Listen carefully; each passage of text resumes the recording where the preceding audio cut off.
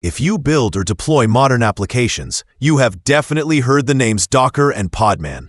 Both are container engines that help developers run apps in isolated, portable environments. They solve the same problem, but approach it with slightly different philosophies. Choosing the right one can influence how smoothly your team develops, tests, and ships software. Docker is the tool that popularized containers. It made packaging code, dependencies, and configurations into a single portable unit incredibly simple.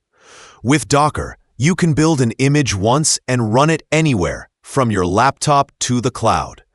The Docker command line interface and Docker desktop make the entire workflow feel smooth and beginner-friendly. It also integrates tightly with Docker Hub, which gives you instant access to a massive library of ready-to-use images. That convenience is one of Docker's biggest strengths. It is fast to set up, easy to understand, and works well for individual developers or small teams who just want to get things running. Another reason Docker dominates is its ecosystem.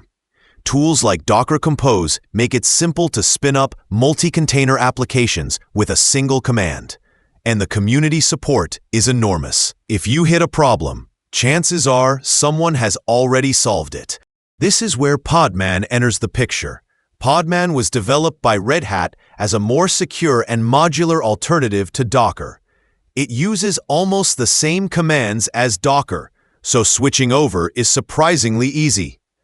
The biggest difference is that Podman is daemonless. It does not run a central background process. Instead, containers are launched directly by the user, which means they can run without root privileges. That design makes Podman more secure by default, especially in shared or production systems where running everything as root is risky. Podman also supports rootless containers, which are great for developers who want to experiment safely on their machines. Another advantage is that Podman integrates well with Kubernetes. It can generate Kubernetes YAML files directly from your container setup, making it easier to move from local development to full orchestration. In practice, many developers use both. Docker is great for early development, and Podman fits perfectly once you start hardening environments for production.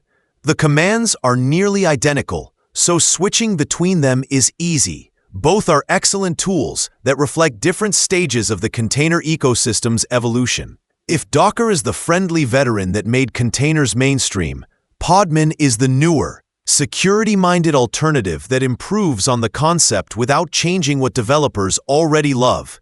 The best container engine for you depends on your workflow, but either way, both Docker and Podman make building and running modern applications faster, safer, and more consistent across any environment.